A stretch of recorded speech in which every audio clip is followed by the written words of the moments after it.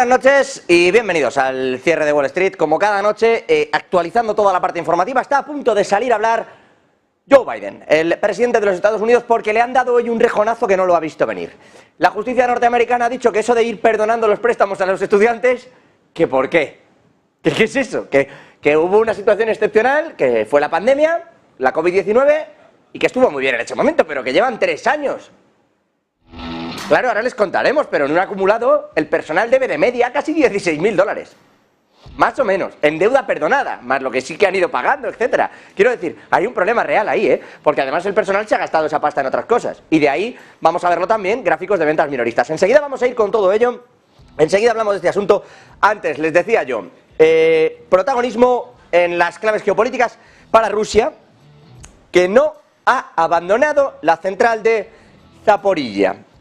En concreto, desde el gabinete del Kremlin, cercanos evidentemente desde todo lo que rige Vladimir Putin, aseguran que esa información que está vertiendo Ucrania, diciendo que los altos mandos, los investigadores, los científicos y todos los que ocupaban por parte de Rusia la central de Zaporilla están huyendo porque va a haber un ataque nuclear, es decir, va a haber un ataque contra la central para hacerla volar, dice Rusia que eso es absolutamente falso. Que no es real, que nadie ha abandonado, que la central de Zaporilla funciona con normalidad y que nadie además le ha dado orden a los empleados de abandonarla. Ya saben que Ucrania dice que la central nuclear es objetivo de Rusia, uno de los objetivos prioritarios, y que van a ir a por ello. Evidentemente Rusia, insisto, lo está desmintiendo. En concreto, desde la portavocía de Rusia e incluso desde la propia agencia de energía de Rusia, desde Rosatom, han dicho que nadie se va a ir a ningún sitio, que nadie ha dado ninguna instrucción así a ningún empleado. O sea que lo tienen bastante claro. Dicho todo esto, por cierto, quien acaba de hablar es el presidente de Ucrania, Volodymyr Zelensky, un presidente que cuidado porque ha dicho muchas cosas. Primero, insiste en esta idea de lo de Zaporilla. Segundo, dice Zelensky que cada kilómetro de esta contraofensiva les está costando sangre, sudor y lágrimas. En concreto ha dicho que cuesta muchísimas vidas humanas cada kilómetro. Le han preguntado si es urgente llegar a la cumbre de Vilna los próximos 11 y 12 con una serie de objetivos cumplidos para poder decirle a la OTAN que están más cerca y que es el momento de entrar a formar parte de ese club. Dice Zelensky que no se trata de eso, y concretamente ha dicho: no puedes mandar a la gente a una muerte segura solo porque alguien espere buenas noticias. Es decir, que no va a haber un incremento en lo que más o menos es la idea que tiene Zelensky de esa contraofensiva en todo esto. De hecho, dice que hay muchas dificultades para recuperar los territorios ocupados porque Rusia ha tenido tiempo de fortificar debido a los retrasos en las entregas de algunas armas. Es decir, Zelensky también le da ese rejón a los aliados. Hoy, por cierto, ha dicho Ursula von der Leyen, creo que además la podemos escuchar, que es el momento de seguir enviando munición a Ucrania. En concreto ha dicho que en este año, la escuchan ya, hay que enviar 1 millón de municiones al país invadido por Rusia, ha dicho. We've seen over the weekend the mutiny of the Wagner Group and the obvious cracks that have appeared in Putin's system. So now it's the time to really double down on our support for Ukraine. And this was discussed today in many different topics. For example, on the military side, under your presidency, the member states agreed to use 2 billion euros from the European Peace Facility to procure ammunition for Ukraine. We have already delivered over 220,000 ammunition rounds and over 2,000 missiles, and we are now well on track to deliver the 1 million rounds which are foreseen within the next. Ahí lo tienen, a lo largo del próximo año, decía von der Leyen, ese millón con el que había que provisionar. Por cierto, que allí, a Ucrania, viaja mañana, bueno, viaja hoy en la noche, estará mañana el presidente de España, Pedro Sánchez. Han asumido la cumbre, han asumido la presidencia de la Unión Europea de turno, y él, para inaugurar todo esto, ya estaba hablando de Ucrania. Mañana, insisto, estará allí con el propio Zelensky visitando Kiev. De hecho, en esa conversación que ya han tenido telefónica para planificar todo esto, Zelensky y Sánchez, dice Zelensky que Sánchez le ha dicho que le invitó a la cumbre de la Unión Europea y la CELAC, pero que los países de Latinoamérica le vetaron. Insisto, Zelensky en estado puro. Ha tenido una conversación con distintos medios, yo les traslado lo que ha ido contando. Dice que aunque Pedro Sánchez le quería invitar a esta cumbre, bueno, pues que le han bloqueado literalmente la asistencia al foro de julio. Dice que está intentando que el propio Sánchez hable con algunos países de América Latina para intentar mediar por ver si podía acudir o si puede acudir a próximas reuniones al respecto. Claro, evidentemente hay que tener en cuenta, entre otras muchas cosas, que hay países que ya no hablemos de posicionamiento si a favor o no y en qué punto estás, pero desde luego económicamente hay muchos países que no se van a poner del lado, ya no digo de Ucrania, hablo del lado de Estados Unidos. Brasil, por ejemplo, está en las antípodas, que ni siquiera ha aceptado el acuerdo del Mercosur, Brasil, que fue von der Leyen a verle, quedaron en que sí, pero al final no. O sea, eso no está firmado, habrá que seguir hablándolo. Pero es que Brasil, que ni siquiera ha aceptado esto, insisto, está claramente posicionado del lado chino-ruso, en el prisma de que está haciendo transacciones en yuanes y etcétera, etcétera. Está incluso consiguiendo convencer a Argentina de que haga varios de esos pagos en yuanes. Incluso Argentina a la hora de devolver dinero. Y ojo, porque aquí podría haber una clave importante, A la hora de devolver dinero al Fondo Monetario Internacional, detrás del cual está Estados Unidos, se lo está devolviendo, le ha devuelto, o le va a devolver, el pago que le toca ahora, se lo va a devolver, ya se lo ha dicho, en yuanes. Que no está prohibido, por otra parte les diré. Pero no deja de ser una declaración de intenciones. Y además, ¿de dónde los ha sacado? Porque acuérdense que los BRICS le hicieron una oferta a Argentina, que es, oye, tienes una crisis profunda, necesitas dinero, necesitas liquidez, estás pidiendo para imprimir billetes, salgamos de aquí, te damos nosotros el préstamo, déjate del FMI, vamos a hacerlo bien, pero como no cumples una serie de garantías, ni con nosotros ni con nadie, porque con el FMI tampoco, es Brasil quien asumía ese coste a cambio de dar el dinero en yuanes. Y parece, porque aquello parecía que había quedado en nada, pero si de pronto Argentina paga en yuanes, ¿es que ha aceptado Argentina esto? Eso hay que tenerlo también muy muy en cuenta, porque están cambiando y mucho las piezas que había en el tablero de juego. En fin, les decía yo, todo esto respecto a Ucrania, que se quejaba de que no podía ver a los países de Latinoamérica porque le vetan, pero claro, alguno tiene sus razones económicas, igual que Ucrania tiene las suyas. Cada uno, pues eso, vive la feria según le va en ella, si me permiten la expresión.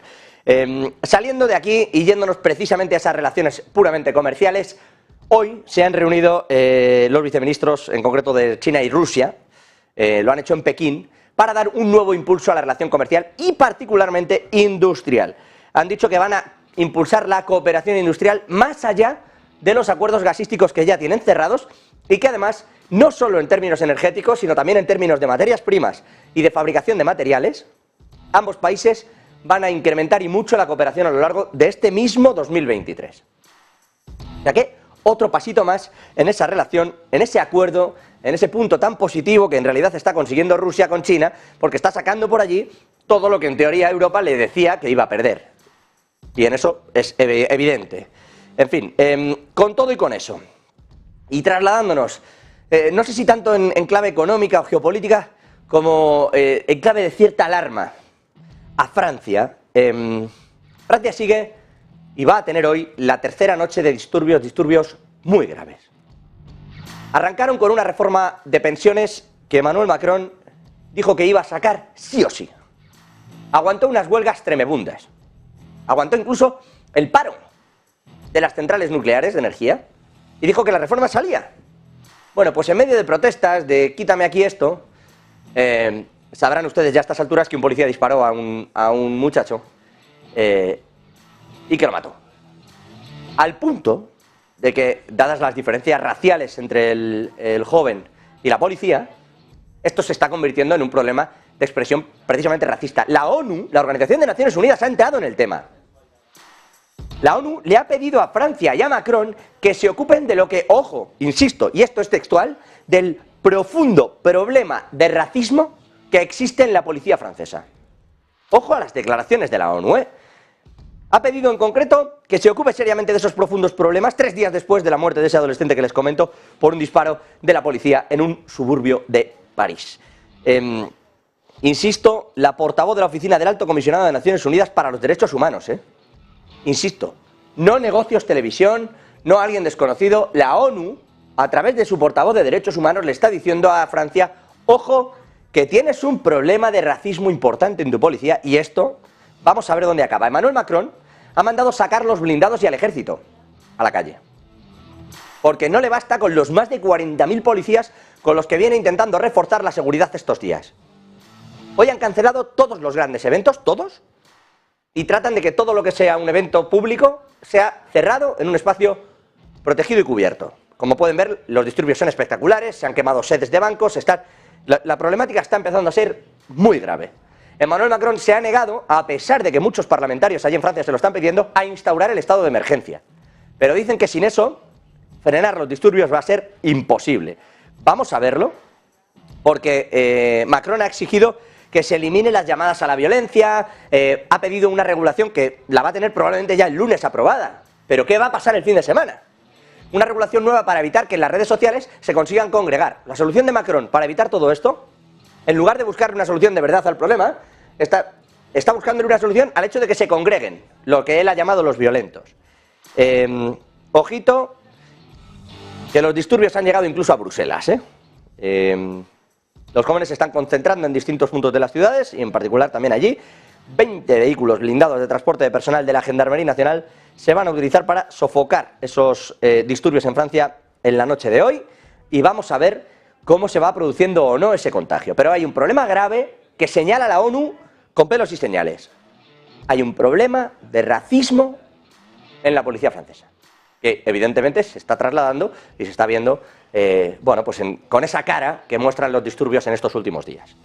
En lo puramente económico, si me disculpan, Javier del Valle, muy buenas noches. Dato del día en el día de hoy, valga la redundancia, PCE, lo que hemos llamado, o que tanta gente conoce como inflación favorita de la Reserva Federal, en realidad es el indicador en el que la propia FED se fija más para saber si funciona o no funciona su plan de rebajar la inflación. ¿Qué ha pasado con ese PCE en el día de hoy en Estados Unidos, Javi? Pues, José, efectivamente, un indicador más que mide la inflación, que mide el aumento de precios mes a mes sobre todo, y es el favorito de la Reserva Federal en base a los pesos que asigna a cada tipo de categoría. Recordemos que el más seguido por los inversores es el CPI, el índice de precios del consumidor, y para la Reserva Federal sería el PCE. ¿Por qué? Bueno, pues porque la repartición de pesos es en base a otras categorías. Sobre todo se le da menos peso a la vivienda, se le da un poco más de peso a los servicios médicos, entre otras cosas. Pues este PCE, que se ha publicado el mes de mayo de 2023, sorprende a la baja sobre todo en la general. 3,8% ha sido el dato del PCE general este mes de mayo, que fíjense, es la línea azul. Fíjense cómo viene deshinchando, porque podríamos decir que el PCE está cayendo, pero eso no significa que los precios estén cayendo. Al revés, como dice siempre José, los precios siguen subiendo. Si hay inflación y es en términos positivos, significa que los precios están incrementando. Lo que pasa es que lo hacen en una magnitud menor que la que veíamos hace unos cuantos meses, por ejemplo, cuando el PCE estaba en los entornos del 6,5%. Pues ahora, 3,8% la inflación, poco a poco se va acercando al objetivo de la Reserva Federal, que ya dijo Powell, el PCE no llegará al 2% hasta 2025. Esto sorprende porque vemos un PCE que ha pasado en el último mes del 4,3 al 3,8. Va mejorando sustancialmente y si sigue así llegaría al 2% en los próximos meses. Aún así, desde la FED dicen que no es suficiente. No es suficiente, ¿por qué? Bueno, pues por la medida en línea roja. Esa medida que vemos en los últimos meses más estable, fíjense que tampoco hay cierta tendencia, no vemos un cierto movimiento a la baja, sino vemos una lateralización, que es la medida subyacente. La medida subyacente lo que hace es eliminar las categorías volátiles, que son energía y comida, no las tiene en cuenta en el cálculo. La subyacente se mantiene en el 4,6, mejora ligeramente con respecto al dato anterior, que era del 4,7, así que una décima de mejora respecto al mes de abril. Aún así, como pueden ver, sigue bastante estancada, sería la palabra, en un espacio bastante sticky, pegajoso, donde de hecho ha hablado hoy el único miembro de la Reserva Federal que se ha pronunciado tras el dato de PCE, ha sido el presidente del Banco de la Reserva Federal de Chicago, Austan Goolsbee, y ha dicho que la inflación está bajando, pero lo está haciendo en una velocidad que es más lenta de lo que esperaban, y lo está haciendo de una forma más pegajosa de la que esperaban también. Ahora bien, hay que recalcar una cosa, la inflación subyacente es completamente normal que tarde más en reducirse que la inflación general. ¿Por qué? Porque las categorías son menos volátiles, como hemos comentado. Eso quiere decir que tardan más en reaccionar a los cambios de precio. Las categorías que antes reaccionan son sobre todo la energía y más relacionada a todas las materias primas. Una vez eso empieza a deshinchar los precios o empiezan a bajar, a partir de ahí se va trasladando un poco a todas las demás categorías donde ya los precios se han fijado y es más complicado que tengas o una desinflación o incluso una bajada de precios. Sea como sea, otra cosa importante del dato de PCE y que es un poco más problemática, es que el crecimiento de los salarios se está volviendo a acelerar. Tenemos otro gráfico que muestra, de hecho, el salario tanto de los trabajadores privados como de los trabajadores del gobierno. Fíjense, en este gráfico podemos ver, en línea azul serían los trabajadores privados y en línea roja trabajadores públicos. Fíjense esos últimos meses, cómo estamos viendo, a pesar de que en los últimos meses veíamos una buena caída, desaceleración en este crecimiento de los salarios, estamos viendo un repunte en los últimos meses, lo cual para la Fed podría ser en el futuro potencialmente inflacionario. Pero esto no es nada nuevo, ya lo han dicho 20.000 veces. El mercado laboral se mantiene sólido, se mantiene resiliente, todo esto puede causar una inflación pegajosa durante un tiempo más prolongado, pero por ahora lo que es el PCE general está desinflándose a una velocidad mejor de la que se esperaba. 3,8 y el mercado lo celebra, eso sí, la subyacente, José, atascada. Vamos a ver, y vamos a ir por partes. Todo esto respecto a la inflación. Bien, fíjate, lo vamos a dejar incluso aquí del Valle, porque se vienen unas curvas tremendas. Le ha dicho hoy la justicia de Estados Unidos a Joe Biden, y no te muevas del Valle, que quiero comentarlo, que esta cosa suya de perdonarle los préstamos a los estudiantes se acabó. Que ya estaba bien. De hecho, digo, creo que vamos a poder ver varios gráficos. Por un lado el ISM, que vamos a verlo, el manufacturero, que cae. ¿Por qué? Miren, aquí lo tienen. Algunas de las caídas que se van produciendo y los movimientos que se van produciendo, en muchos casos, más me voy a echar para acá, si lo ven bien, se vienen produciendo porque el personal tiene dinero para gastar en este tipo de cosas. Unos producen más y otros compran y se lo gastan. Y se sigue produciendo más, en tanto se gasta más. Hasta aquí fantástico. ¿Qué es lo que pasa? Que gran parte del consumo, y esto lo hemos ido viendo, y Del Valle lo ha contado también en varias ocasiones, se debe a que el personal se endeuda con tarjetas. O está revendiendo otras historias, etcétera, etcétera. Pero viven muy justitos. O sea, no es que estén tirando cohetes, no están mal, tienen su trabajo. Hemos visto también que la fuerza laboral en Estados Unidos se debe mucho a que la gente está pluriempleada, cuidado con esto. Pero, en particular, vamos a detenernos en el asunto de los estudiantes en Estados Unidos. Cuando llegó la pandemia, Joe Biden decidió que lo mejor que podía hacer para que los estudiantes que no iban a encontrar trabajo, porque evidentemente con toda la economía paralizada, terminabas de estudiar y no podías pagar tu crédito porque nadie te contrataba, decidió condonarles el préstamo. Y aquí se desata el problema. Según un estudio de la Reserva Federal, el pago promedio de un préstamo estudiantil son $399 al mes. Para los consumidores que aprovecharon este programita que lanzó Joe Biden, habrían diferido los pagos ya 39 meses. Así que $15.327 se deben. ¿Vale? En ingresos que serían adicionales al periodo, quiero decir. Todo esto, además de lo que te toque ahora pagar, de lo que tuvieras que haber pagado, todo lo que te has dejado de pagar en medio son casi $15.500 por estudiante en esos créditos. Esto es la media. ¿Qué es lo que pasa ahora? Personal entre 18 y 44 años. Es decir, consumidores fundamentales de la economía norteamericana. Les ha dicho la justicia de Estados Unidos que tienen que pagar. Que no hay razón alguna por la que tengan que seguir difiriéndose los préstamos. El golpe es brutal a la línea de flotación de Joe Biden. Es tan impactante el golpe, se va a notar tanto, económicamente hablando, que puede desatar incluso una crisis económica. Porque el personal, que puede que ya tenga deudas de otro tipo y que se ha dedicado a gastarse el dinero que debía, pero que le han dicho que no iba a pagar, ahora tiene que pagarlo. Y ojo, vamos a ver dónde acaba esto. Si no, incluso hay quien va a ir a demandar al propio gobierno de Estados Unidos para intentar no pagar los 15.000 y pico dólares que debe, ¿eh? Insisto, de media. Hay quien debe más, hay quien debe un poco menos. Pero el problema es tan gordo. Hay tantísima gente en esto que estamos hablando de miles de millones de dólares a lo largo del país. Hay estudios que cifran esto en más de 5.000 millones de dólares. O sea, el golpe es brutal. En una línea, insisto, donde está toda la economía del crédito medio. Es decir, que esto puede llevar a que luego haya mora en otro tipo de cosas. Ahora tienes que pagar esto de golpe porque si no estás incumpliendo la ley, pero a la vez tienes que pagar la casa o otro tipo de deudas a las que tú querías ir o ibas a hacer frente porque no debías todo este dinero. Ahora resulta que de golpe y porrazo lo debes. El golpe es tan profundo que Joe Biden sale en apenas una hora a intentar dar explicaciones. Porque la justicia norteamericana le acaba de dar un guantazo a toda la línea política. De hecho, el propio presidente de los Estados Unidos ha puesto también, a través de las distintas redes sociales, lo van a ver, un tuit en el que está explicando precisamente esta declaración que va a hacer. Aquí lo tienen, porque, ven, es que además, tanto que le gusta a los presidentes ahora ponerles el nombre a las cosas, ¿no? Que decían, he creado las Bidenomics. Hombre, un poquito menos de ego y un poquito más de trabajar, pero aquí lo tienen. La Corte Suprema rechaza el plan de perdonarle los préstamos a los estudiantes. Tú que creías que no debías pasta, debes 15.500 dólares. Si quitamos los seguros a los que hay que hacer frente, esto para algunos es un año de sueldo. No para muchos, pero tú te acabas pagando 20 y tantos mil, 30.000 dólares, 40.000 dólares. Si quitamos seguros, algunas contingencias, deudas que tengas, como pagues 15.500 dólares, te puedes ir. No te digo dónde. Claro, saca esto la Corte Suprema, que además el New York Times, intentando hacerle el juego demócrata, lo pone en negro, como si fuera una lápida, directamente, ojito, y dice, ojo, Joe Biden.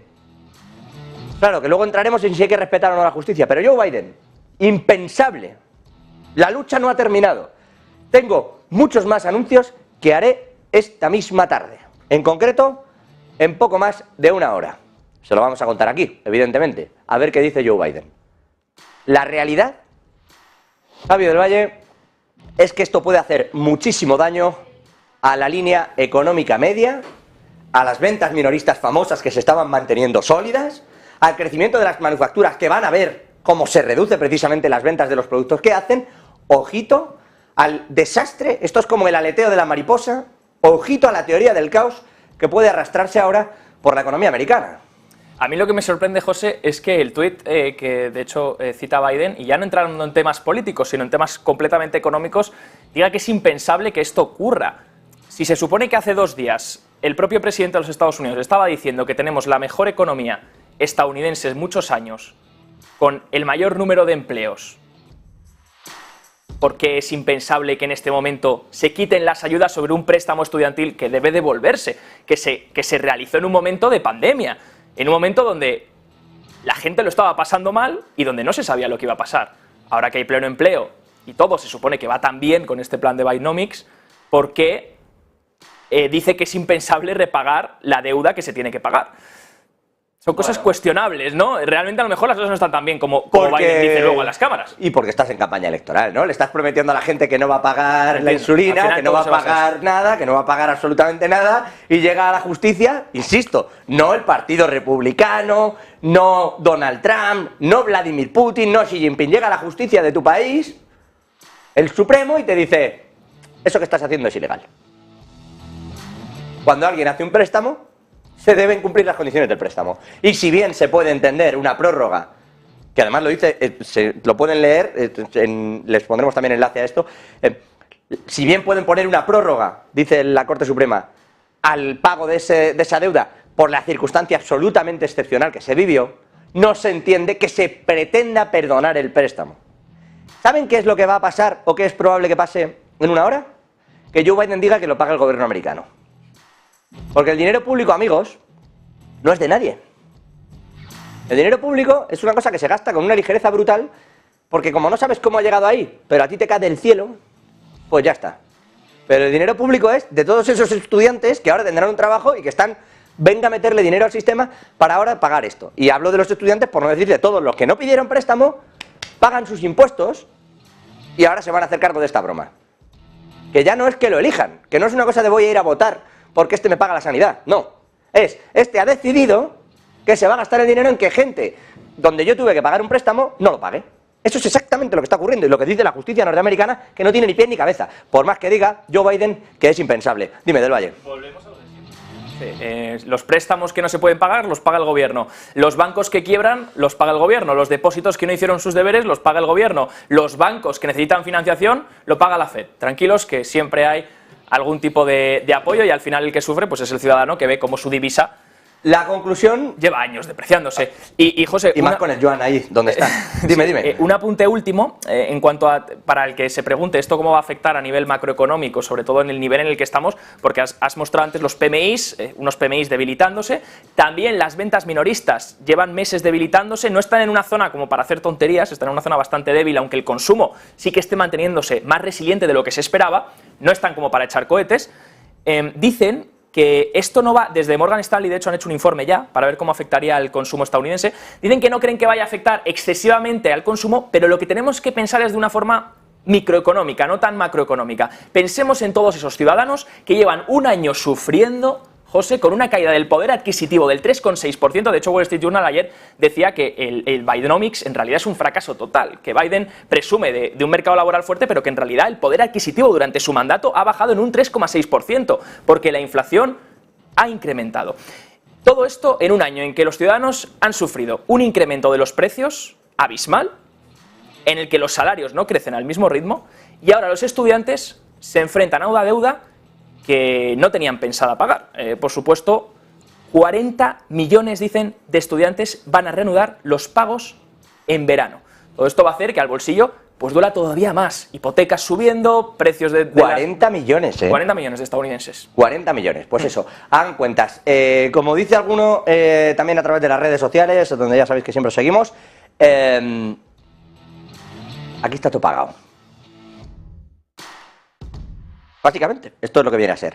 Les contábamos la inflación en Estados Unidos, también hemos tenido dato de inflación, en este caso, y me permitan cambiar de tema, en la eurozona. Está cayendo, y esto es el otro jaleo que tiene también el Banco Central Europeo con todo esto, que es que está cayendo la inflación para algunos países sí y para otros no. En teoría, antiguamente te decían que era porque cada uno tenía su banco, el Banco de España, el Bundesbank, el Banco Central de Italia, que por cierto tiene ahora a Panetta como gobernador, etcétera, etcétera. Pero ahora, ¿qué me cuentas? O sea, cuando toda la política monetaria la lleva el Banco Central Europeo, ¿cómo se explica? Pues se explica porque la política monetaria real que hay en Europa no funciona bien con el tipo de demandas que hay en los distintos países. Y ya está. Y no está bien hecho. Y aquí no estoy criticando a Christine Lagarde, cuidado. Que tampoco es que nos dolieran prendas, pero no estamos en eso. O le dan más poder a Lagarde o se lo quitan. Pero este término medio en el que andamos en Europa hace que la inflación se dispare en Alemania, baje en España y ahora en la eurozona ande así. Y no hay una forma en realidad de controlarlo todo, ¿eh?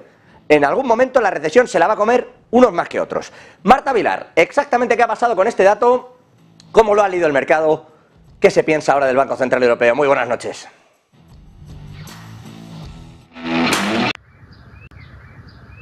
Pues sí, muy buenas. Era desde luego el gran dato esperado para Europa esta semana. El dato de IPC, después sobre todo de que hubiéramos tenido un poco una de cal y una de arena en los distintos países europeos de dentro de la eurozona con sus datos preliminares de inflación. Alemania con una inflación que no gustaba, una inflación que además quedó peor de lo que se esperaba. Con España y algún que otro país también dentro de la zona del euro, con una inflación dentro de la zona europea. Mejor dicho, una inflación también que, bueno, en este caso, en el caso español, había quedado por debajo del 2%. ¿Dónde ha estado la inflación europea, por lo tanto, en la jornada de hoy? Inflación de la eurozona, que es la que mira realmente con lupa el Banco Central Europeo para saber qué hacer. Bueno, pues atención, porque se ha quedado en el 5,5% desde el 6,1%, es decir, ha bajado 6 décimas. Se esperaba que bajara 5 décimas hasta el 5,6%, así que la bajada ha sido un poquito mejor de lo esperado. Vamos a ver también la subyacente, porque esta es la que dice Christine Lagarde, que es la que ellos miran realmente con lupa, que es la que realmente hace un efecto, o sobre la que realmente hace efecto ahora mismo esas subidas de tipos que todavía dice Christine Lagarde que tiene que realizar el Banco Central Europeo. En este caso, la inflación subyacente, la que excluye también, bueno, ya lo saben, energía, alimentos, que son los elementos más volátiles, en este caso se ha quedado en el 6,8%, estaba en el 6,9% y por lo tanto ha bajado una décima.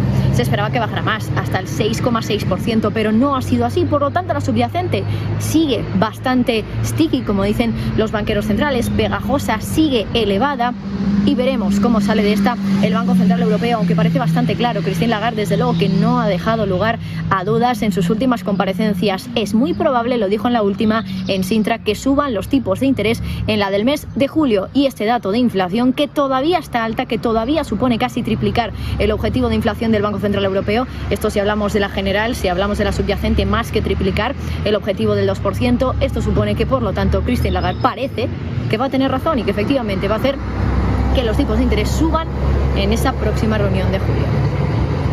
Pues lo vamos a ver. Esto es una de las noticias del día y me permiten acabar con dos en distintos extremos. Por un lado, Brasil ya conoce que ha sido, declarado, aunque lo va a recurrir, pero Jair Bolsonaro ha sido inhabilitado para los próximos 8 años por parte de la justicia brasileña, que le encuentra culpable de distintos cargos. Jair el propio Bolsonaro lo va a recurrir, el que fuera presidente de Brasil. Lo celebra en buena medida Lula da Silva. Es curioso porque están viviendo la historia justo al revés. Ya luego que cada uno saque las conclusiones que quiera también con la justicia o no, pero es verdad que algunos problemillas se están teniendo. Lo digo porque Lula da Silva le condenaron mientras estaba Bolsonaro, ahora el cambio, en fin. Bolsonaro lo va a recurrir, pero parece que tiene pocos visos de prosperar porque le queda una instancia y porque esa instancia que le queda sí es bastante política. Sergio Fernández, al respecto de esto, ¿qué sabemos, cómo se están tomando la noticia y qué dice el propio Bolsonaro en Brasil? Muy buenas noches. Jair Bolsonaro no podrá presentarse a las próximas elecciones del país. La justicia brasileña la ha declarado inelegible, ojo, hasta el año 2030 por abuso de poder. Esta sentencia lo que significa es que va a quedar inhabilitado para los próximos 7 años de cualquier cargo público. Por 4 votos contra 1, el expresidente brasileño fue encontrado culpable de haber abusado de su poder al poner públicamente en duda la transparencia de las urnas electrónicas de los comicios de 2022 ante la comunidad diplomática. Todavía faltan 2 jueces por dar su veredicto, sin embargo, todo apunta a que este resultado ya no va a poder variar, ya no va a poder cambiar. La estocada definitiva la ha dado la jueza Carmen Lucía, que en 2021 ya tuvo una incidencia crucial, brutal, para que fuera anulado parcialmente el juicio por corrupción contra Luis Ignacio da Silva. Bolsonaro, un ex capitán del ejército que perdió por poco las elecciones contra Lula da Silva, está acusado de crear un movimiento nacional para anular el resultado de las elecciones que culminó con la invasión de edificios gubernamentales en Brasilia el 8 de enero por parte de miles de sus seguidores. Él, de momento, niega haber actuado mal y además ha dicho que va a apelar a la Corte Suprema si el Tribunal Electoral o el TSE termina declarándolo culpable. Todo apunta a que va a ser así, todo apunta a que Jair Bolsonaro va a estar 7 años inhabilitado y que además no podrá presentarse en las próximas elecciones para la presidencia de Brasil. Bueno, la condena en realidad son casi 8, están entre los 7 y los 8 años, tanto que está comentándose y que dice Sergio. En realidad son 8 años de inhabilitación, lo que pasa es que le incluye de dónde venía el juicio. Entonces viene desde el 22, como comentaba, etcétera, etcétera, y lo arrastrará hasta el 30. 7 son los que le quedan, hace bien en descontarlos Sergio, 8 en los de inhabilitación según la propia justicia. Y terminamos casi dando la vuelta a donde empezamos, con Volodymyr Zelensky. Terminamos las noticias del día, vamos a ir ya con el análisis económico. Digo terminamos con Zelensky, aunque terminamos en realidad un poco también con Pedro Sánchez, que se ha referido hoy mucho a esto, porque así es como ha arrancado. Javi Luengo, muy buenas noches. Así, con Ucrania, es como ha arrancado la presidencia de turno de la Unión Europea por parte de España, que ya veremos para qué la usamos. Tú dirás, Luengo. Sí, ¿qué tal? Muy buenas. 13 años después, en unas horas, España volverá a ostentar la presidencia rotatoria en la semestral de la Unión Europea y Pedro Sánchez empezará a poner en marcha sus giras alrededor del viejo continente y a comparecer junto al presidente del Consejo, Jacques Michel, y la presidenta de la Comisión Europea, Ursula von der Leyen, tal y como ha hecho Ulf Kristersson, el primer ministro sueco, durante estos últimos 6 meses, desde que arrancara su presidencia, su turno en enero. Entre otras cosas, y lo primero que va a hacer Sánchez, según ya ha informado la Moncloa, lo avanzaba a Ucrania hace apenas unas horas, pero ya está confirmado oficialmente, viajará allí, a Ucrania. Se va a dirigir al Parlamento en las próximas horas del sábado y se va a reunir con el presidente Volodymyr Zelensky. Va a viajar en tren, por cierto, a Ucrania desde Bruselas, cruzando todo Polonia. En Ucrania, en Kiev, lo que va a hacer Sánchez es, dice, y lo ha comentado en la rueda de prensa posterior al Consejo, reafirmar el compromiso y apoyo a Ucrania en el envite que dice está teniendo con Rusia respecto de la guerra en el campo de batalla, y además va a sentar las bases para la adhesión futura de Ucrania en el bloque comunitario. Ya lo avanzaba Roberta Metsola, la presidenta del Parlamento Europeo, hace unas horas, que va a ser este semestre en el que se arranquen las negociaciones, aunque luego estos periodos de negociación se pueden llegar a dilatar durante décadas. Lo hemos visto con muchos de los países de los Balcanes y del este de Europa. Ucrania como una de las prioridades del nuevo semestre europeo, también la digitalización, la aplicación de la inteligencia artificial y también uno de los puntos de fricción con China, la nueva estrategia de seguridad económica que ya han comentado va a ser uno de los puntos calientes de estos próximos 6 meses. Veremos hacia dónde se inclina la balanza, hacia Pekín o hacia Washington, porque los intereses comerciales de muchas potencias europeas dependen más de Xi Jinping que de Joe Biden. Gracias, Luengo. Vamos con esa